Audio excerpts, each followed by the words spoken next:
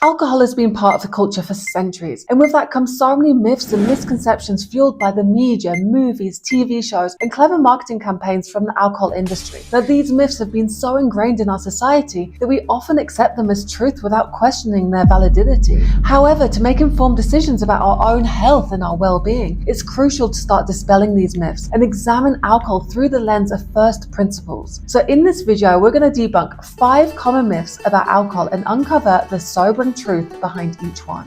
Many people turn to alcohol as a way to cope with stress and unwind after a long day. However, while alcohol may provide that temporary relaxation, it actually contributes to increased anxiety and stress levels in the long term. A study published in the Journal of Alcohol and Alcoholism found that regular alcohol consumption can lead to dysregulation of the body's stress response system. Alcohol is a depressant and alters the brain chemistry, and it really interferes with the body's natural ability to regulate stress hormones. So when people are drinking to de-stress, what they're actually doing is increasing their stress levels. So that's myth number 1, alcohol de-stresses me. Many people turn to alcohol to boost their confidence in social situations. Now, while alcohol may temporarily lower inhibitions, it's not a genuine or a sustainable solution. Alcohol inhibits the prefrontal cortex, and this is the part of the brain that's responsible for the decision-making and impulse control. Many studies and real-life experience shows that drinking alcohol increases risk-taking behavior and impairs judgment. So relying on alcohol for confidence can lead to a dangerous cycle of dependency and can actually worsen anxiety and self-esteem issues in the long run. True confidence comes from within, and it's built through self-awareness, personal growth, and facing challenges head-on. So that's myth number 2, that alcohol gives you confidence. Myth number 3. Now, although alcohol may initially help you feel drowsy, it doesn't help you sleep. It just knocks you out in the same way as an anesthetic does when you're going in for an operation. And that's why you wake up at 2 a.m. or 3 a.m. after drinking, similar to waking up after an operation. You feel groggy, you have anxiety, you're a little bit confused. Alcohol interferes with the body's natural sleep cycle, so it leads to very fragmented and less restorative sleep. Many studies have shown that alcohol consumption reduces your REM sleep, which is the essential part of memory consolidation and emotional processing. It can also exacerbate sleep disorders like sleep apnea or insomnia. So for optimal sleep, it's best to avoid alcohol altogether. And if you really need to drink in a day, it's best to drink over breakfast time so your body has time to process the alcohol before you're going into your sleep process.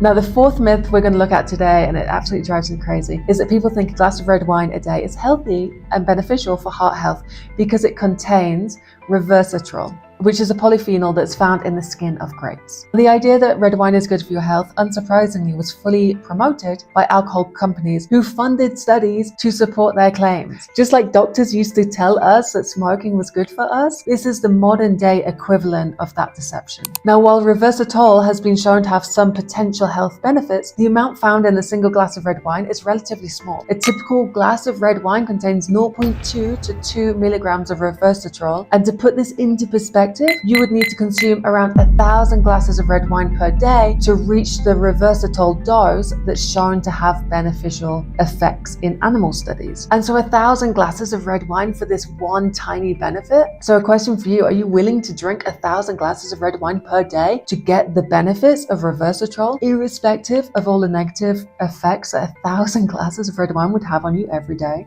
It's crazy. Recent studies have shown that the risks of alcohol consumption, even in moderate amounts, far outweigh any potential benefits. Now, the American Heart Association states that drinking alcohol, including red wine, is not a recommended way to prevent heart disease. In fact, all of the studies nowadays show that no amount of alcohol is actually safe for human consumption. So that is the 4th myth, that red wine is good for your heart.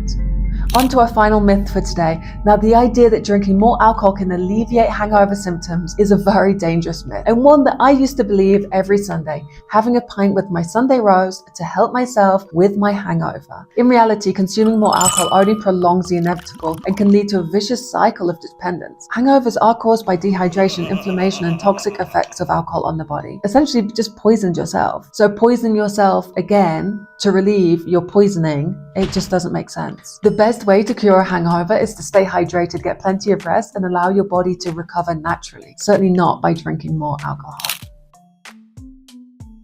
And there you have it, the 5 big myths about alcohol, which we all thought were true, including myself. I used to say alcohol gave me confidence, alcohol helped me sleep, all of these different things. And it was only when I started to dispel all of these myths from alcohol and the conditioning I had from alcohol companies, from movies, from the media, from all of these different sources, that I started to see alcohol for really what it was and really how it was impacting my life and my well-being. If you're fed up with your own drinking habits and believing the lies that are fed to you by the alcohol companies, then I invite you to do a deep dive into alcohol and the impacts and really know the situation. Get your hands on it and start with first principles. Really identify what is true about alcohol and what's not true. One podcast I recommend for this is the Andrew Huberman podcast that he did solely on alcohol. It's like 2 hours long, but it's so interesting and so full of information. And we know anything from Andrew Huberman is science-backed. So if you're interested in knowing how alcohol is really impacting your life, have a look at Andrew Huberman's video. It's incredible. And jump over to my Instagram where you'll find lots of tips and tricks on how to quit drinking. And I'd love to know from you in the comments, which of these myths did you believe and which other myths are you believing about alcohol? And until the next video, take care of yourself. Ciao.